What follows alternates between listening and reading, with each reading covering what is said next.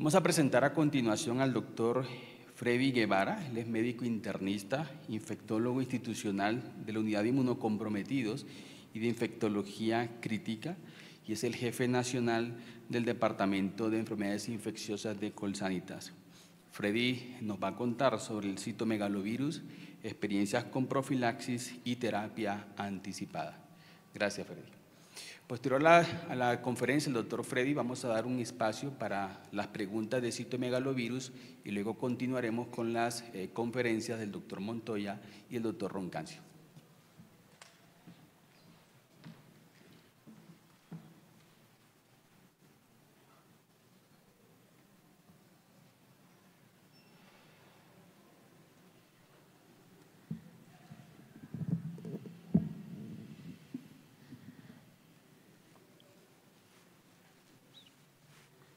Buenas tardes a todos.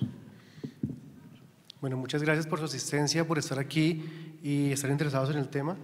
Realmente este bloque es bastante interesante, además, sobra decirlo, por el grupo de expertos que hay tanto en la presidencia de sesión como los expositores. Me ha correspondido hablar con ustedes un tema que ha dado muchas vueltas y ha sido controversial a través del tiempo. Creo que aún no tenemos la respuesta absoluta para todos los escenarios, y es con respecto a citomegalovirus. Gracias, doctora Diana, porque me ahorró muchísimo de la exposición con todo el tema de las pruebas diagnósticas y su interpretación, lo cual es bastante complicado y cada vez hay más tecnologías al respecto. Yo voy a pasar entonces con esta introducción un poco más allá, y es qué tenemos hoy y cuáles pueden ser aquellas estrategias que podemos utilizar. Yo trabajo actualmente en una unidad de inmunocomprometidos de trasplante de órgano sólido y de trasplante hematológico, y vemos este problema bastante común. Creo que el citomegalovirus es tal vez uno de los virus más complejos que tenemos en el escenario post-trasplante en general, y hay que especificar cuáles son los escenarios clínicos en los cuales vemos estos inconvenientes. Esto solamente para recordar unos artículos o unos datos publicados cerca de 1950 o 51, en el cual se empezó a hablar de enfermedad por inclusión citomegálica, especialmente en niños, en bebés, y luego tuvieron algunas alteraciones clínicas, y desde este momento se conoce que tiene un impacto muy importante en la incidencia y en los desenlaces en la enfermedad. Se conoce que citomegalovirus tiene un impacto que es negativo y de forma muy importante en pacientes trasplantados y en pacientes inmunocomprometidos. Tal vez algo adicional que vemos cada vez más es cómo citomegalovirus se relaciona bastante con la incidencia y rechazo de órgano blanco, rechazo de hígado o riñón cuando se tiene una viremia notable y una enfermedad de órgano blanco. Por lo tanto, no solamente es tener la viremia, la enfermedad, sino la probabilidad de un rechazo, que se vuelve un círculo vicioso, porque en la medida en que tratamos el rechazo, generamos más factor de riesgo para recaída y para tener más reactivación de citomegalovirus. Solamente un par de cosas importantes. Hace unos 6 años más o menos, 6 años, 5 años y medio, se publicó en Colombia el Consenso Nacional de Trabajo en diagnóstico y manejo de infección por citomegalovirus en trasplante renal, y un par de definiciones es esto. La prevalencia que tenemos en la población actualmente está entre 50 y 90%. Un reciente estudio publicado por el doctor Cortés en un grupo de trasplante renal mostró 72%, y es más o menos datos que se correlacionan con otros sitios en países en desarrollo especialmente y de mediano o bajo nivel socioeconómico. Esto es lo que tenemos en Colombia, y podemos entender de una vez cómo en el binomio del donante-receptor va a influir esos datos de epidemiología que manejamos, y esto va a impactar en ese receptor que usualmente, yo trabajo más en un grupo de hígado, no tenemos todo el tiempo para hacer la prevención, para hacer el manejo y para tener el momento exacto cuál es el mejor escenario de trasplantar a este paciente. Usualmente es a las 2 de la mañana, 3 de la mañana cuando aparece un donante y toca tomar la decisión qué se hace con el estado donante-receptor.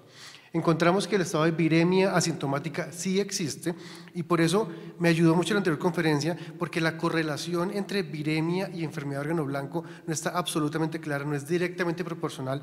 Vemos a veces enfermedad de órgano blanco en colon, por ejemplo, con viremias bajitas o nulas, o vemos viremias muy altas asintomáticas sin enfermedad de órgano blanco. Entonces, esta cinética del virus se hace más compleja aún para poder determinar esa correlación directa entre viremia y enfermedad de órgano blanco. Encontramos que el 50% de los receptores aproximadamente pueden ser seropositivos o tienen inmunidad previa para este virus. El 70% de receptores pueden llegar a considerarse de alto riesgo, tienen viremia. O sea, ¿qué es de alto riesgo? Hay muchas definiciones, pero especialmente es aquel que tenga un donante positivo con un receptor negativo. El 70% de este grupo esperamos que tenga viremia en el post-trasplante. Y vemos enfermedad de órgano blanco o enfermedad invasiva tisular, cerca del 15% de los receptores seronegativos la pueden llegar a presentar y entre el 5 y el 10% de aquellos que tengan riesgo intermedio tendrán enfermedad de órgano blanco. Estos son como datos grandes para que veamos que es bastante prevalente y común ver estos en grupos de trasplante. El tener una enfermedad por citomegalovirus o una viremia tiene una gran cantidad de variables y factores de riesgos. Dentro de ellos tiene que ver la genética propia, en la cual poco podemos hacer. Tiene que ver la edad del receptor, las comorbilidades, el estado serológico donante-receptor, considerando que un donante positivo con un receptor negativo tendrá un alto riesgo de enfermedad en el post-trasplante y asimismo el estado de inmunosupresión. Estos dos que están aquí en amarillo reflejan tal vez uno de los más importantes y que más estudios existen, y es como la incidencia de enfermedad por citomegalovirus depende directamente del estado de inmunosupresión. Entonces, cuando tenemos el rechazo de órgano en algún momento determinado y tenemos que colocar globulina antitimocito o dosis altas de corticoides, automáticamente pensamos en el riesgo de reactivación porque aumentamos el estado de inmunosupresión. Por eso es muy importante cuando el paciente llega a la consulta post-trasplante evaluar cuál es el estado actual de inmunosupresión y cuáles han sido los eventos de rechazo que ha tenido en ese periodo de tiempo para establecer cuál es el riesgo de reactivación que puede tener el paciente particularmente. Como la última diapositiva de definiciones clínicas es esta de aquí, hay que diferenciar la infección por citomegalovirus de la enfermedad por citomegalovirus, donde hay una enfermedad de órgano blanco, donde hay un cuadro clínico inespecífico, que usualmente cuando llega a urgencias debemos sospechar la enfermedad y pedir la prueba virológica, o si no, no vamos a encontrar el hallazgo, el causal de todo esto, y en algunos de ellos tendremos enfermedad invasiva en algunos órganos específicamente, dependiendo del tipo de trasplante. También encontramos que el riesgo es diferente dependiendo de las condiciones que vemos. Vemos que alto riesgo, ya lo hemos mencionado, es cuando hay un donante positivo con un receptor negativo y tiene un riesgo de reactivación del 90 al 95% en 3 meses. Intermedio, solo por la serología, porque hay más factores de riesgo. Es cuando tenemos un estado donante-receptor en el cual es donante negativo, receptor positivo o donante positivo, receptor positivo y tiene un riesgo de reactivación de cercano al 50%. Y el riesgo bajo es cuando los dos son negativos, que realmente vemos pocos casos, por lo menos en la casuística del hospital en el cual yo estoy, tenemos muy pocos casos que sea donante negativo con receptor negativo. Hay pruebas, pero yo voy a pasar eso ya por alto porque lo mencionaron ya en una charla amplia antes de esta, para pasar a lo que realmente tiene que ver con ese punto. Ya partiendo del diagnóstico, que lo tenemos más o menos claro, vamos a hablar que la incidencia de enfermedad por citomegalovirus depende estamos hablando de un trasplante de órgano sólido o un trasplante de células hematopoyéticas, y dentro de los trasplantes de órgano sólido depende cuál sea el órgano que sea trasplantado. Ustedes ven aquí, en el cual vemos cuál es la incidencia en estos grupos cuando hay un receptor negativo en riñón, hablamos cercano del 25%, en hígado 13%, en pulmón 15% y en corazón 10%. Por lo tanto, depende del órgano trasplantado, tendremos mayor incidencia de enfermedad post-trasplante cuando tenemos un receptor negativo. Y la mayoría de los casos que son estos, los que tenemos acá, cuando es un receptor positivo, también cambia, no es tan grande, pero llama la atención como en pulmón, independiente de todo, citomegalovirus sigue siendo un problema muy importante. En el sitio en el que yo trabajo no es el sitio en Colombia con mayor experiencia en pulmón, hay un sitio en Medellín que es el grupo más grande tal vez, pero sí en los pocos casos que hemos tenido, pulmón es muy complejo en cuanto a la incidencia de infección por citomegalovirus, tanto que se ha llevado la profilaxis más allá, más tiempo de lo que hacemos en los demás órganos para extenderlo y darle un beneficio a estos pacientes, teniendo en cuenta que los números son cerca del doble o el triple de todos los demás. Y en segunda medida vemos hígado, que es uno de los segundos que está en el ranking de incidencia. Cuando hablamos ya de otro grupo, que es trasplante de células hematopoyéticas, vemos que los datos no son tan altos. Recuerden cómo hablábamos aquí de 5, 7, 15%, y en trasplantes de células hematopoyéticas realmente no es tan alto y vemos que los datos están entre 1, 2 y 3% aproximadamente. Algunos autores tienen datos más altos, otros tienen datos más pequeños. Los estudios grandes, ustedes ven que de los 7 estudios aquí mencionados, 3, 4 son del doctor Francisco Martí, que lamentablemente no está con nosotros, pero fue una de las personas que más estudió y más trabajó esto en Boston, en el cual hizo todas las publicaciones que hoy nos han permitido conocer gran cantidad de información de la que tenemos actualmente. Ustedes ven aquí por qué es importante evaluar la carga viral. ¿Realmente sirve para algo conocerla? Ustedes ven en este punto cómo La carga viral a través del tiempo va a determinar cuál es la probabilidad y la incidencia de comorbilidad y de mortalidad por citomegalovirus. O sea, definitivamente las cargas virales altas se correlacionan con una mayor mortalidad a mediano plazo. O sea, sí es importante evaluar la carga viral, sí es un factor determinante en el escenario de post-trasplante. Y eso lo vemos aquí en estas tablas en la cual se separan rápidamente cada una de las gráficas y vemos aquí en violeta, los que tengan más de 1000 unidades internacionales tendrán un predictor de mortalidad más alto a mediano plazo. Entonces, tenemos varias estrategias. Una de ellas es la terapia anticipada, en la cual, ¿qué es lo que hacemos? Hacemos un seguimiento con una PCR cuantitativa para detectar cuál es el momento de la replicación temprana. Parece más lógico y es detectar la enfermedad, y una vez se detecta la enfermedad, se trata la enfermedad o la viremia, mientras que la profilaxis, pues a los infectólogos realmente nunca nos gustan mucho las profilaxis y menos las profilaxis largas en el tiempo. No suena tan lógico, pero realmente vamos a ver cuáles son los desenlaces y los estudios que hay con cada uno de estos. En terapia anticipada vemos que usted debe tener una logística para poder saber cada cuánto toma la PCR, debe estar muy estricto esto, debe ubicarse el paciente. Algo de la experiencia actual es ubicar los pacientes, no ha sido tan fácil. Los pacientes no están en Bogotá todos, están en otros sitios y a veces no están el día que le toca la carga viral. Llegan a los 2 días, a los 3 días, o llegan a la semana, o llegan al mes porque no han podido llegar a Bogotá por su carga viral. O sea, son cosas locales que vemos aquí, no sé si les pasa a todos, y es que la logística de la terapia anticipada se nos vuelve compleja porque la gente no se toma las cargas virales y no van a Bogotá. O sea, nos ha tocado traerles con los pasajes, mandarles el bus para que vengan y se tomen la carga viral, porque no se puede tomar. Se inicia el antiviral a partir de un umbral de detección de carga viral, se sigue a través del tiempo y luego se va a evaluar cómo va la carga viral hasta cuando desaparece, que tengamos por lo menos 2 cargas virales negativas. La profilaxis es algo más simple logísticamente, es administrar antivirales desde el momento del trasplante y llevarlo hasta a determinado momento en el cual ahí tranquilizamos todo y hay menor incidencia durante el tiempo que tenga la profilaxis. Y hay un enfoque combinado en el cual le damos profilaxis durante un tiempo y una vez termine la profilaxis hacemos seguimiento con cargas virales cada tiempo determinado y de acuerdo al valor llamamos al paciente y le damos otra vez un ciclo de inducción para citomegalovirus. Son como las definiciones de las 3 estrategias que utilizamos. Entonces, hay muchas más y vamos a hablar aquí en trasplantes de células hematopoyéticas qué está reportado y qué hacemos nosotros. Hay uno de ellos que da una terapia anticipada a corto tiempo, en el cual cada semana o cada 2 semanas, en el hospital nuestro cada semana, se hace una carga viral y se determina cuánto es el umbral de detección, cuánto es el valor y se determina una acción. Se puede hacer una profilaxis una terapia anticipada por más tiempo. Hay otra estrategia que es la profilaxis, la cual puede ser de corto tiempo por 1 mes o de largo plazo por 3 a 6 meses. Y hay una híbrida que es la que hacemos en el hospital nosotros, y es que en esos pacientes se comienza por un tiempo la profilaxis antiviral y luego paramos y seguimos con carga viral semanal para ver cuándo llega el punto en el cual nos toca iniciar de una vez otro antiviral en profilaxis.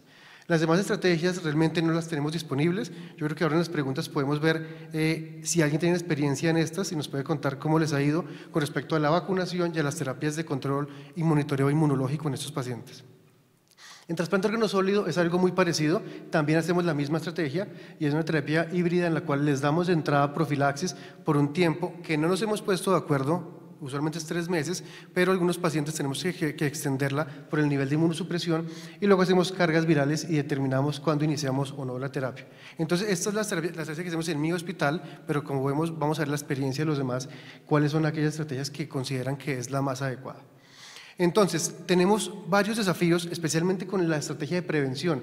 Uno de ellos, y ya lo comentaban, es la variabilidad de los ensayos entre las plataformas, entre los estudios, entre la muestra.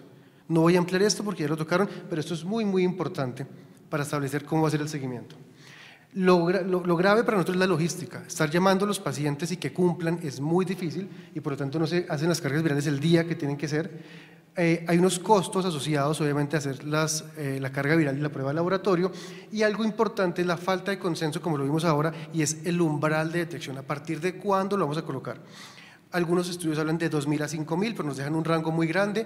Otros hablan de 1.500 en los grupos de alto riesgo y 4.000 en los grupos de bajo riesgo. Entonces, definitivamente no hay un consenso para determinar el umbral para determinar el inicio de la terapia, y estos son tal vez los desafíos y los problemas que tenemos con respecto a la terapia anticipada. Aquí vamos a ver dos estudios, tal vez dos de los más importantes que hay en pacientes receptores de trasplante de órgano sólido: el estudio de Nina Singh en Pittsburgh, que es de los estudios grandes en hígado, y otro estudio en pacientes con trasplante renal, en el cual, comparando las dos estrategias, realmente no mostró diferencias que fueran significativas con respecto a una u otra, unas con ventajas y otras con desventajas, pero realmente depende la experiencia y la capacidad de la cadena logística de cada sitio que ustedes tengan, cuál es la mejor estrategia que pueden adoptar. Cada una tiene ventajas y desventajas, como lo mencionamos.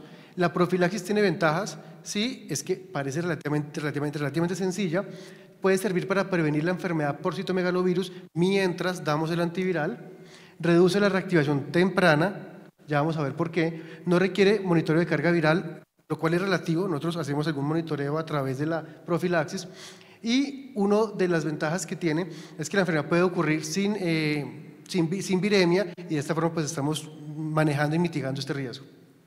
Tiene también desventajas. La desventaja, y por lo cual no se usó por mucho tiempo, fue la toxicidad de los antivirales, la mielotoxicidad, y esto especialmente es muy importante en trasplantes de células hematopoyéticas. Por eso aquí cambiamos un poco y preferimos no tanto hacer terapia anticipada, terapia profiláctica, sino más terapia anticipada para evitar la mielotoxicidad en estos casos. Hay nuevos antivirales en los cuales disminuyó la mielotoxicidad y por eso se puede hacer en otros escenarios. Una de las desventajas es el riesgo de infección de citomegalovirus de inicio tardío. Hay estudios que han comparado 100 días versus 200 días y vamos a ver una gráfica en la que se nota cómo la profilaxis es útil mientras damos el antiviral, pero una vez lo suspendemos, la gráfica cambia radicalmente y empieza a aparecer la enfermedad en esos momentos. En este punto puede además retrasar la reconstitución inmunológica específica para citomegalovirus y, como todo eso, preocupa la resistencia a los medicamentos al exponer un paciente, entre comillas, sobretratando algunos que tal vez no requerían esto. La terapia anticipada tiene ventajas, sirve para prevenir la enfermedad por citomegalovirus, parece más lógica y biológicamente suena un poco más, tiene menor costo pero mayor logística, menor riesgo de toxicidad, está dirigida a pacientes de mayor riesgo, puede mejorar el reconocimiento antigénico y la reconstitución inmunológica para citomegalovirus. Sin embargo, tiene problemas como que no previene la reactivación temprana. Como vimos, hay enfermedad sin antigenemia o sin viremia y esto puede alterar un poco los desenlaces, y la logística, como ya lo hemos comentado varias veces, se vuelve compleja. Por lo tanto, cada una de ellas tiene ventajas y desventajas y debemos establecer cuál es la mejor en cada uno de los centros. Con la llegada de nuevos medicamentos, pues se mejoró el tema de toxicidad. Letermovir tiene una gran ventaja y es que es un medicamento en el cual se une al complejo ADN terminal al citomegalovirus, con lo cual altera la formación de viriones y de esta forma puede ser útil en la profilaxis. Fue aprobado en 2017 para profilaxis contra citomegalovirus en receptores de trasplante de células hematopoyéticas, y una de las ventajas, como lo menciono, es la ausencia o baja mielotoxicidad. Hay estudios aún en curso y creo que esto ha revolucionado y ha cambiado algunos horizontes. Tenemos poco acceso y también viene la discusión quiénes tienen el acceso hoy en Colombia para usarlo o quiénes usan esa estrategia con letermovir o cuál puede ser la expectativa que tenemos aquí. Con terapia anticipada, entonces, una de las situaciones que tenemos es el citomegalovirus de inicio tardío. Esto es un problema en la profilaxis porque usualmente el primer periodo de tiempo, los 100 días, no tenemos citomegalovirus, pero una vez paramos la profilaxis empiezan a aparecer todas las enfermedades. Entonces la terapia anticipada es útil a veces en estas de inicio tardío y pueden tener algún impacto en morbilidad y mortalidad en esos pacientes. Hay algunos estudios que sugieren que en comparación con la profilaxis puede impactar en esto, disminuir la incidencia y probablemente tener menor problema de resistencia en esos casos. Hay un estudio publicado en el 2020, especialmente en un grupo muy complejo, que es el grupo de donantes seropositivos y receptores seronegativos, en el cual encontramos que hay diferencias en cada uno de los grupos en la terapia anticipada versus los grupos de profilaxis, lo que comentamos previamente, especialmente, ustedes pueden ver aquí, dentro de los 100 días no hay una diferencia importante en ellos, pero tan pronto pasa los 100 días, vean cómo cambia del 6% al 17%, y es porque este es el punto en el cual se interrumpe la profilaxis y obviamente aparece la viremia y aparece la enfermedad de órgano blanco, como lo hemos comentado previamente. Aquí vemos otra gráfica en la cual comparamos con respecto a pérdida de injerto, enfermedad de órgano blanco, neoplasias y enfermedad renal, y hay algunas pequeñas diferencias unos y otros. Al final, el estudio concluye que con la logística adecuada, la terapia anticipada puede ser útil para exponer a menor toxicidad y a menor costo del medicamento, pero que requiere que todo esté muy bien encadenado y que todo el grupo esté orientado sobre esa terapia anticipada para evitar la enfermedad, especialmente de inicio tardío. Aquí ven ustedes esta gráfica en la cual ven en amarillo el grupo de terapia anticipada a través del tiempo, analizados a través del tiempo, como la incidencia de enfermedad y muerte es menor que en el grupo de profilaxis antiviral, pero vean cómo a partir de este momento, aquí donde se ve la gráfica, cambia radicalmente. Aquí las gráficas se separan, pero no tanto, pero vean este cambio tan grande que hay en el grupo de profilaxis antiviral y tiene que ver con el momento en el cual se suspende la profilaxis, y este es el problema de este grupo y de este brazo que se evaluó en este caso. Aquí vemos algo de lo que ya hemos comentado, y es las ventajas y desventajas dependiendo del tipo de trasplante. Entonces vemos cómo en estas dos columnas se habla de ventajas y desventajas en trasplante de órgano sólido, y a la derecha de ustedes ven las ventajas y desventajas en trasplante de células hematopoyéticas. ¿Qué es importante aquí? En sólidos usamos más común en el hospital la profilaxis. Hay una gran cantidad de evidencia, es fácil la coordinación y previene de forma temprana la incidencia de enfermedad. Ya lo comentamos. Otro de los problemas que hay con esto pues es el costo, el riesgo de resistencia, lo cual además es difícil de monitorizar en nuestro país. Evaluar resistencia a citomegalovirus no es tan sencillo. Y en trasplante de células hematopoyéticas usamos más la terapia anticipada para evitar la toxicidad sobre el injerto y en algunos casos enfermedades adicionales en el post-trasplante de estos pacientes. Aquí vemos entonces en última los números que están aquí mencionados, que son cerca de 2 a 4% en los últimos años, como la incidencia de enfermedad en general en los estudios clínicos que se han publicado, los más grandes, es lo que vemos en estudios de trasplante hematopoyético, que es menor que en trasplante de órgano sólido. Al final aparecen otras estrategias, en el cual algunas de ellas es evaluar antes del trasplante cuál es el estado serológico del receptor. Eso lo hacemos en toda la evaluación pretrasplante, y en los pacientes negativos el día del trasplante le hacemos otra serología para saber si sigue siendo negativo o si ya cambió, y vemos los donantes, pero realmente con respecto a los donantes no tenemos tanto tiempo. En riñón a veces tenemos más tiempo, pero realmente en pulmón, en corazón y en hígado el tiempo es muy limitado. Usualmente aparecen en la noche, a medianoche, nos llaman a las 3:15 de la mañana, nos cuentan un estado serológico donante receptor y allí toca tomar la decisión. O sea, no tenemos un margen grande para lograr disminuir cargas virales o tener el mejor donante, por lo tanto actuamos contrarreloj. Y después de esto viene el momento del trasplante, y en algunos casos en terapia anticipada hacemos serologías, hacemos cargas virales semanales, evaluando cada vez hasta que llegue el punto en el cual iniciamos la terapia antiviral. Luego miramos si hay viremia, si no hay viremia, y miramos las decisiones que se toman con cada uno de ellos. Uno de los grandes problemas que ya mencionaron es la cinética de la replicación del citomegalovirus. Ustedes ven aquí cuál es la proporción de pacientes que tienen viremia después del trasplante, y eso cambia de acuerdo a la serología. Por ejemplo, pacientes que son donante negativo con receptor positivo, ven ustedes cómo tempranamente casi todos los pacientes tienen viremia. Algunos de los pacientes donante positivo, receptor positivo van por aquí, van apareciendo lentamente y no en tanta cantidad como en el anterior, y vemos los donantes negativos, receptor negativo, que son muy pocos, en el cual pues no se ve tanto el impacto de la viremia. Pero este grupo de aquí es bastante complejo, menos mal son pocos pacientes, pero sí es bastante conflictivo en el post-trasplante. ¿Cuál es la mejor estrategia para esos pacientes que son receptor negativo, en el cual prácticamente entran con un riesgo alto de infección? Aquí vemos el estudio que les comentaba, es el estudio IMPACT, en el cual comparó 100 días versus 200 días. Vean en azul el grupo, el brazo de 100 días, cómo se da durante ese tiempo, y los eventos libres de viremia se mantienen, pero tan pronto se suspende la profilaxis, aparecen aquí todos los casos, y cuando damos 200 días la curva no es tan marcada, y aunque hay viremia no es tan representativa como en el grupo anterior. Obviamente el problema de todo esto es el riesgo de exposición del virus al antiviral y el riesgo de resistencia que podemos tener en algunos de estos. Ya para finalizar, encontramos una propuesta que me parece interesante para trasplante de órgano sólido, especialmente en hígado, en el cual usted los divide en 3 grupos: el grupo de alto riesgo, el grupo de mediano riesgo y el grupo de bajo riesgo. Ese grupo de alto riesgo, ya comentamos cuál es, proponen hacer profilaxis universal y dar el medicamento por un tiempo determinado, dependiendo del órgano, aquí proponen 3 meses, y luego monitorizar la carga viral de citomegalovirus a través del tiempo para ver cuándo hay una nueva reactivación o dependiendo del comportamiento del post-trasplante, si hay eventos de rechazo o hay necesidad de otro medicamento, se puede cambiar un poco la estrategia. En el grupo de riesgo medio, ellos proponen hacer terapia anticipada, en el cual usted le hace una carga viral cada semana durante las primeras 12 semanas, los primeros 3 meses, y va viendo el punto de corte.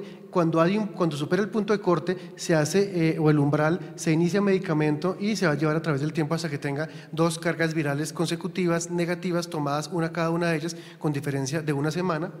Y el otro grupo, pues usted lo sigue monitorizando hasta que tenga el umbral. Gran problema de esto, ¿cuál es el umbral? Y la estrategia de bajo riesgo, que casi nunca la tenemos, es evaluar una carga viral y establecer el riesgo para seguir el paciente a través del tiempo en cada uno de esos. Para finalizar, la última diapositiva, quiero mostrarles algo del consenso que hicimos hace 6 años, liderado por el doctor Cortés, en el cual se encontró cuáles son algunas de las recomendaciones que podemos llegar a tener, y hablamos aquí que la profilaxis o la terapia anticipada para la prevención se pueden hacer, excepto en pacientes de bajo riesgo. La profilaxis se prefiere en los grupos de alto riesgo, donante positivo, receptor negativo, durante más o menos 6 meses. Los pacientes se prefiere 3 meses para los que tienen profilaxis con serología positiva, diferente de la anterior. No se recomienda profilaxis para aquellos que son donante negativo, receptor negativo. La terapia anticipada depende del protocolo local de cada sitio, con carga viral cada semana por 3 a 4 semanas. En receptores de alto riesgo de infección por citomegalovirus es importante tener en cuenta el rechazo y cuando se utilizan los medicamentos para cambiar la estrategia y darle el medicamento por 1 a 3 meses. Y la dosis de la profilaxis es de 900 miligramos día de mantenimiento en alto riesgo o 450 miligramos día en riesgo intermedio, aunque yo sé que aquí hay un grupo que no lo utiliza de esta manera, pero pues también se puede ampliar la discusión qué dosis utilizan ustedes, si siempre ponen 900 o lo bajan a 450, no sé si todos hacemos lo mismo y sería interesante escuchar las opiniones de ustedes y la experiencia de cada uno. Yo creo que con todo esto, con citomegalovirus, nos falta muchísimo por aprender. Aún veo un poco con tristeza que una cosa es lo que se publica en muchos sitios, otra cosa es lo que podemos hacer hoy. Cada vez avanzamos y tenemos más acceso. Debemos buscar a que el sistema cada vez tenga más acceso a los pacientes a los diagnósticos por el método digámoslo así, de contratación o de manejo de los pacientes. Llega un punto en el cual los pagadores no nos cubren todos los estudios diagnósticos ni todos los medicamentos, y esto hace que llega a un punto determinado por un tema de negociación que el paciente post-trasplante de órgano sólido queda desprotegido de su sistema de trasplante. Y ahí casi que se lavan las manos y quedamos nosotros complejos con el manejo de medicamentos en general en todos los escenarios. Muchas gracias a todos ustedes y pues cualquier pregunta es bienvenida. Muchas gracias.